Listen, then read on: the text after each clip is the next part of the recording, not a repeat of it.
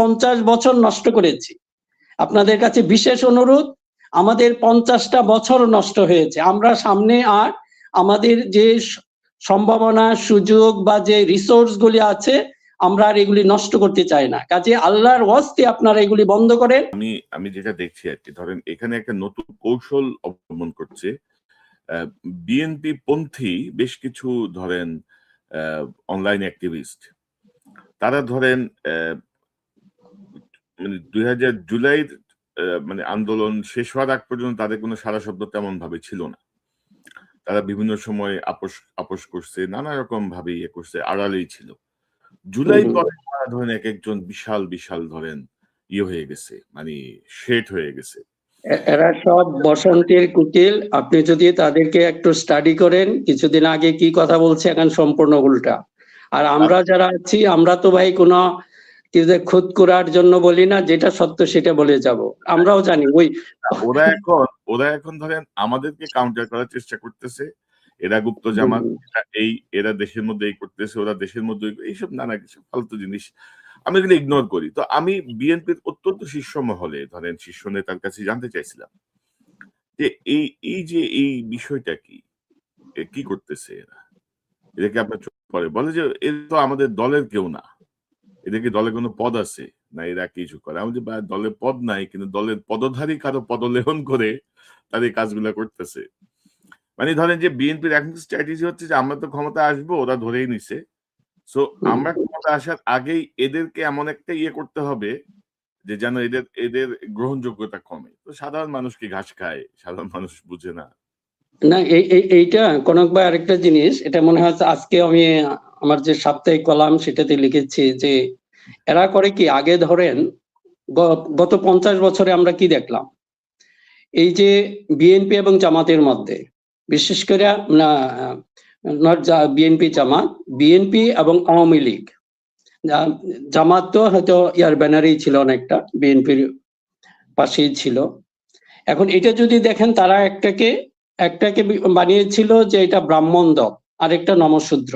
এটা কি কিন্তু খেয়াল করেন, এই একই জিনিসটা গত 50 বছর থাকাতে এই কারণেই কিন্তু আমাদের গণতন্ত্র এখানে ফ্লারিশ করতে পারে না। আপনি যদি সবসময় দেখেন, আমাদের এলিট শ্রেণী, আমাদের সুশীলরা সবসময় তারা ওইভাবে দেখতো, মানে বিএনপির কোনো পাত্তাই ছিল না।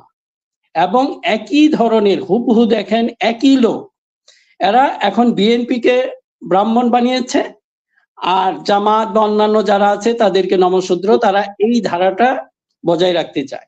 এই যে মনে করেন যে এই যে নিহত যে কথাটা বললেন, আমরা যদি এইটাকে অ্যাড্রেস না করতে পারি তাহলে সেই একই অবস্থা হবে। তেমনি যে গুড সাইন, তারেক রহমান এই কাজটা দেখিয়েছেন। কাজে আমরা এই জন্য আমি কিছুটা আশাবাদী, এবং উনি যদি ওনার যে আশেপাশে যেগুলি আছে এইগুলির মুখ যদি বন্ধ করতে পারে, তাহলে কিন্তু আপনার সেই হয়তো সেই চেতনা আবার জেগে উঠবে, এবং সেটাই হওয়া উচিত। আমরা 50 বছর নষ্ট করেছি। আপনাদের কাছে বিশেষ অনুরোধ, আমাদের 50টা বছর নষ্ট হয়েছে। আমরা সামনে আর আমাদের যে সম্ভাবনা, সুযোগ বা যে রিসোর্স গুলি আছে, আমরা আর এগুলি নষ্ট করতে চাই না। কাজে আল্লাহর ওয়াস্তে আপনারা এগুলি বন্ধ করেন। এখন আর আমরা সেই ব্রাহ্মণ আর নমশূদ্রের খেলা দেখতে চাই না। সবাই সমান সমান।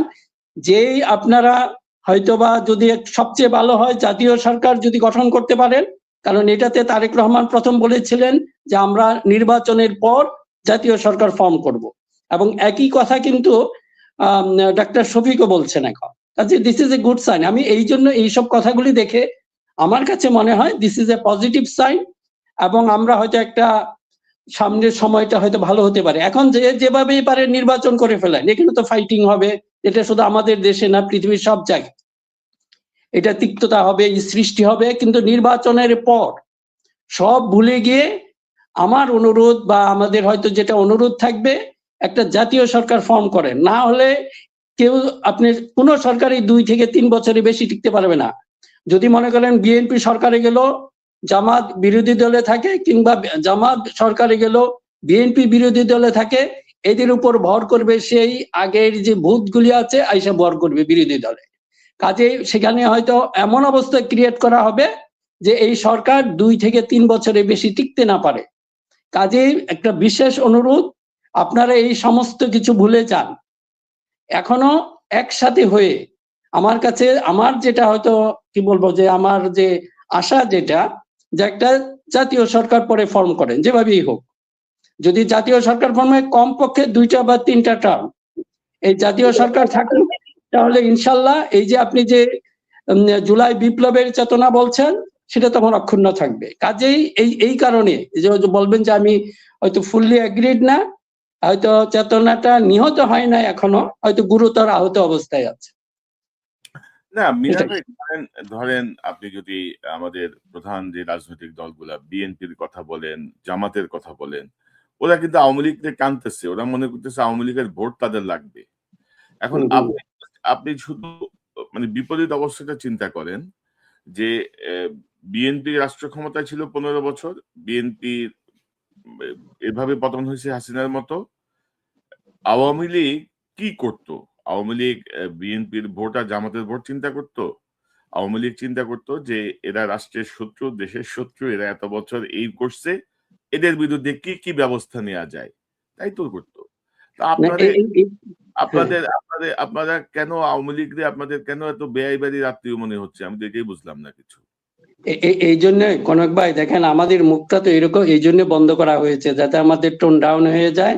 আমাদেরকে সুপ্ত জামাত, গুপ্ত জামাত এই কারণেই বলা হয়েছে, কারণ আমরা এটার পক্ষে ছিলাম যে বিএনপি এবং জামাত এই শক্তিগুলি বা এনসিপি এদের মধ্যে আসলে এই ক্রিয়েট করে ফেলেছে একটা কম্পিটিশন, কে নিবা, আমার হাতে যে মোয়াটা আছে আওয়ামী মোয়া কে খাবে।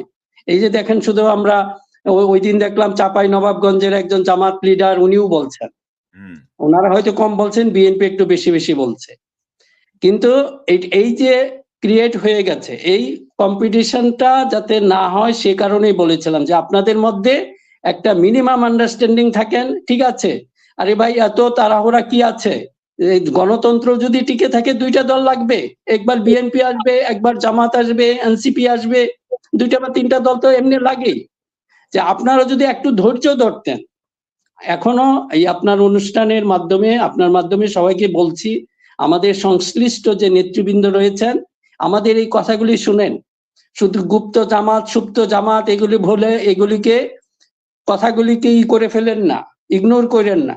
এইটা দেশের মানুষ এখনো চাচ্ছে, কারণ আপনাদের মধ্যে এখনো দেখেন নির্বাচনে ওই সমস্ত এখনো আসে নাই, এখনো সময় আছে, আপনাদের মধ্যে একটা আন্ডারস্ট্যান্ডিং হোক অন্তত পক্ষে। না আমরা আওয়ামী লীগের ভোট বা জাতীয় পার্টির ভোট আমাদের দরকার নাই, ওরা এমনিই দিবে, যদি না আসে না আসুক। আপনারা যদি এরকম একটা আন্ডারস্ট্যান্ডিং এ আসেন, এই জুলাইয়ের চেতনা রক্ষার্থী এই লোকগুলি এতগুলি মানুষ জীবন দিয়েছে, 1400 বা এইগুলি বাচ্চাগুলি জীবন দিয়ে, অনেক বাচ্চা ছেলে জীবন দিয়েছে, এখন এরা কিসের জন্য? আপনারা একটু চিন্তা ভাবনা করেন, এত ক্ষমতার জন্য যদি পাগল হয়ে যান তাহলে কিন্তু আপনারা কেউ ক্ষমতা পাবেন না, এবং সামনের সময়টা আরো ভয়ঙ্কর হতে পারে। শুধু আমাদের জন্য কি, আমরা দেশে বাইরে আছি আর যাবো না দেশে, তাই না? কিন্তু এই দেশের মানুষগুলি তো টিকে থাকতে হবে।